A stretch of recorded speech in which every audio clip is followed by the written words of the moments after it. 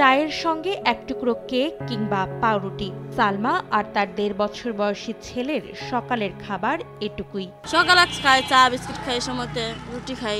ভালো খারাপ না কইফা মাফা আমরা খাবার কথা না খাইতে পারি না। বছর দুয়েক আগে পা ভাঙায় আর কাজ করতে পারেন না সাহেরা বেগম। 2 ছেলের দিনমজুরিতে মাসে যেটুকু ঘরে আসে তাতেই কোনো মতে ডালে ভাতে দিন যায় 3 জনের। আমরা যে 4-5 হাজার টাকা পোলাপানে পাই ওটা দিয়ে আমার চলা লাগে। প্রতিদিন মাছ মাংস খাওয়ার সম্মুখে আমার নাই। দ্রব্যমূল্যের ঊর্ধ্বগতির কারণে ভ্যানচালক স্বামীর আয়ে সংসার খরচ চালাতেই হিমশিম খান সুমাইয়া।